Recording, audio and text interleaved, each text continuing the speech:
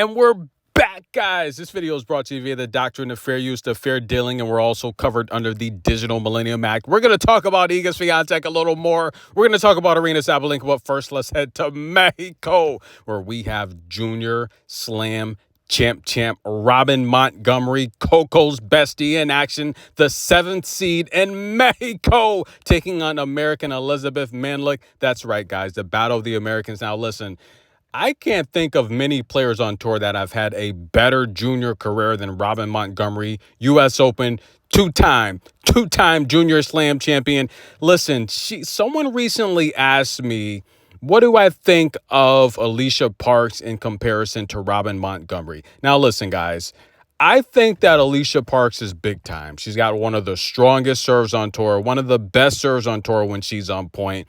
But Robin Montgomery, and look, Alicia Parks, she's been in some big time matches, right? We know that. I think with the different coaches she's had and the different adjustments, getting robbed last year, not having the opportunity to defend her championship, put her in a point where she had to qualify for the upper lens, and it just didn't go well. She literally dropped in a matter of a week from like rank 50 to just about outside the top 100. And from there, it's tough. When you're outside the top 100, it's tough to get back in because, you're not in these masters and these big tournaments, as potentially a seed when she was seeded, But the reality here is I think that Alicia Parks is big time, but I think she probably needs to just focus on one style of play, just having different coaches. It's tough because you're making adjustments here and there, which is why I'm concerned with Iga Swiatek and where her game's going to go. But she said it best, guys. It's marathon season. I'm running marathons. That's why I haven't been doing much tennis lately, because it's not a sprint, it's a marathon. And I think with Alicia Parks, I think she's very comparable to Sabalenka. She's got a very powerful serve, +1 and +2. She has to destroy opponents with that forehand. If you're returning that serve, if you're able to, she's got to destroy opponents. But continue to work on her all-around shot-making ability. Her net play is great, but I think as she's playing the higher-ranked opponents and the higher seeds, she's got to work on that all-around shot-making ability to where, look, if she can't put opponents away on that first or second forehand or the serve, then, look, learn to go deep in these rallies. But I think she's got to find that rhythm of playing consistently that top-tier competition, and I think sky's the limit for her. In terms of Robin Montgomery, I think Robin just, even though she hasn't been in the big matches on the main tour like Alicia Parks, I think she's been more consistent, right? I think she's just been more consistent, and her game is a little bit less, shaky than Alicia Parks, because if her serve is off, it could be tough, The thing with Robin Montgomery is Robin's a little more consistent with her gameplay. I think her serve is a little bit more consistent, and she does have a powerful serve. She does have rockets as well. And I think just between the lines, she's a little more consistent, and it doesn't hurt that she's lefty. Now, taking on Elizabeth Manlick, you see here, she just destroyed her in the first set. Elizabeth, she lost the first set 6-4. The second set would just get downright brutal. And listen, guys, Elizabeth Manlick, I think, and this is the part where I criticize, right? This is my opinion. You're entitled to yours. I think Elizabeth Manlick, she's very athletic. And for her to be so athletic, she's got to work on her net play. She's got to work on her short balls. And I think she jumps the gun a little too much. I think she gets a little too antsy. Of course, I took Robin to win this match, without a doubt. I just think Robin, she had an amazing junior career. The reality is, yeah, she's more decorated than Elizabeth Manlick. I think she's more consistent. She's stronger, a lot more power. She's left-handed. That is just brutal with her power. She's got a much stronger serve. Elizabeth had a tough time returning Robin's shots. I knew that would happen. Robin's very big and athletic, but I think Elizabeth jumps the gun too much. She's got to be a little bit more patient. If you're in a rally, just keep it up. I think her decision-making's got to improve a little bit. I just think when she's in these rallies and it seems like it's going her way, she makes bad decisions, and she did that a lot here. The second set got downright brutal. But listen, guys, Nuria Diaz is in the building. Jula Niemeyer's in the building. And Robin's actually the 7th seed. She wins this match here. There's been a lot of good tennis on in the States, by the way. How about little Lauren Moneyline Davis? She lost to Ann Lee, who's also in this tournament. Some great matches. And we also have Tokyo tennis. We have Queen Win. She is the top seed there. The second seed is Dasha. We got Beatrice there. I'm going to cover some of those matches. I want to take a look at Elizabeth. She's taking on Kessler McCartney tonight. That's going to be a really good match. I'm going to post in the community. Who do you think's going to win that match? Kessler, yes, she's doing well in the rankings. Elizabeth is pretty darn good, though. She's worked on her deep ball. I've always talked about how good her mid-range game is. That's going to be a match I'm going to watch. I'm going to cover that match. I'm interested in that match. And what about Emiliana Arango taking on little Tamara Zedinsek? That's coming up. But I want to talk about, by the way, congratulations to Mara.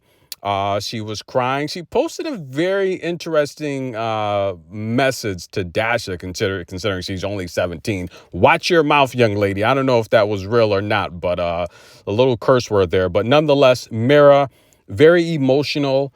And look, you're going to have many more opportunities to win. And by the way, the respect she has for Coco. She said by far Coco is the fastest player she's ever practiced against. She said, Coco's too fast for me. I'm telling you guys, Coco's the real deal. She's just beating herself. You guys are going to see in a couple of years when she takes over the tour. But nonetheless, we're going to talk about Iga Swiatek, guys, and this number one ranking thing. Iga Swiatek's 50th week as number one, right, for the second time, ended abruptly. That's why due to a rule, a WTA rule violation. That's right. The top tier players are expected to play minimum 6 WTA 500 level events out of the 17 calendar events. Iga Swiatek only played the United Cup and Stuttgart. That's right. Now, me personally, I'm going to come to Iga's defense here because I think the rule sucks. If you want to be number one, you have to go out there and take. Ric Flair said it best. Woo! If you want to be the best, you have to beat the best.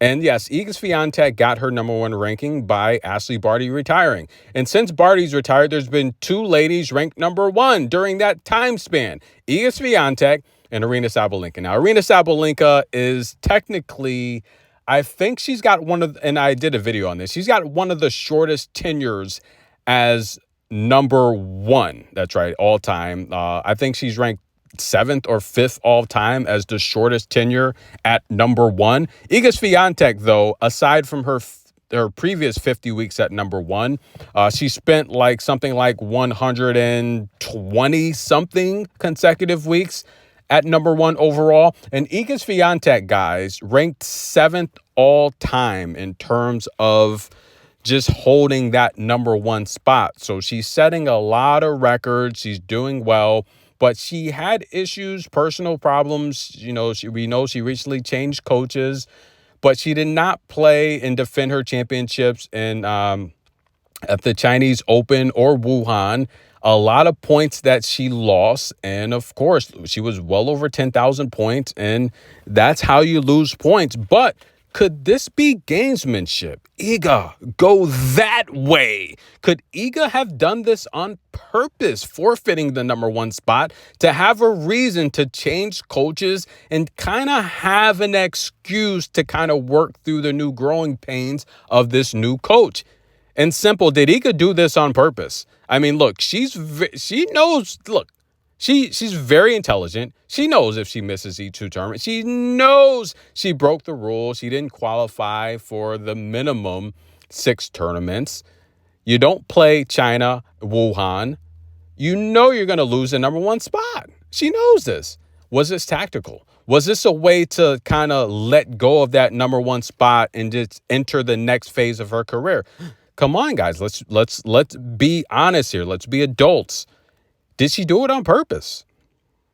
Whether she did or not, guys, the rule sucks. And I think if it wasn't for the rule, she would still be number one. So let's take a look at the rule. The rule sucks. Now, Sabalenka only played 4 of 6 WTA 500 level events. So she was docked for her lowest producing tournament, which was Miami. A lot of stuff At that Miami Open, she was dealing with the death of her ex-boyfriend. 65 points she lost because that was her worst tournament. Iga lost 130 points, whether it was the Australian Open or Wimbledon. Both of those tournaments were her two weakest of the year, where she only won 130 points. So therefore, she was docked 130 points for not playing at least 6 500 tournaments. Therefore, giving Sabalenka the number one ranking by 41 points.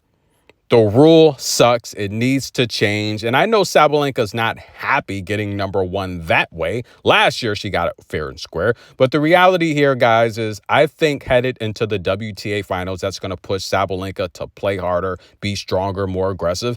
And I think, look, she's got to be the favorite to win the WTA finals. Iga hasn't played since the U.S. Open, September. It's going to be, nearly 2 months. And the reality here is I just think that she's not going to have a rhythm. I mean, you can practice all you want, but that's not game speed. Game speed is out there playing opponents that have been playing as well. And I think when you're taking on the top 8 in the world that are all active, I mean, even Coco, look, she won the China Open. She also had a deep run in Wuhan before, the 21 double faults against Sabalenka, a match she should have won. She would have won that tournament as well. And again, if you factor in her winning that tournament, Iga would still be number one. So the reality here is, if Coco plays her game and does what she's capable, Sabalenka still wouldn't be number one. But nonetheless, I think the rule sucks, but I think that's also going to motivate Sabalenka to play harder and stronger and more aggressive at the WTA finals. My favorites to win the WTA finals, 1A, 1B, Coco and Sabalenka. I don't think Iga's going to win this championship at the WTA finals. I don't think she'll defend. And in fact, I don't think she's going to win the Australian Open. She just doesn't do well there.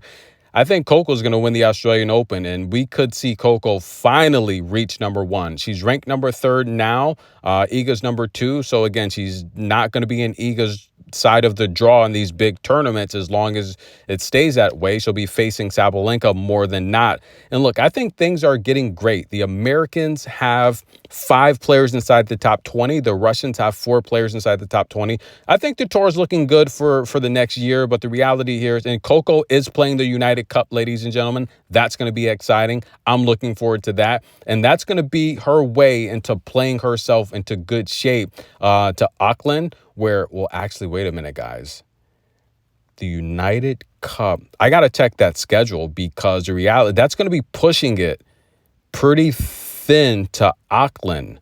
That's going to be interesting. We're going to see if Coco defends her title in Auckland. She did say she would last year. And for all the people that are knocking Coco for playing that tournament and not going to like Brisbane or the Adelaide International, historically, Venus and Serena have done well there. And that's been a stop on the tour where the Americans have dominated, and the culture, the tradition, they've treated the Williams sisters well. And that's why Coco went there to win that championship. And she won it the year before. She won it, well, technically, she won it last year, right?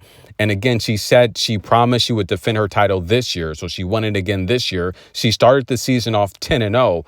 And she said this year she would be back, but she is playing the United Cup. So that's going to be interesting. But nonetheless, guys, get ready. The WTA finals, Saudi Arabia is coming. I'm going to cover some matches in Tokyo as well as Tampico. Like the video, comment below.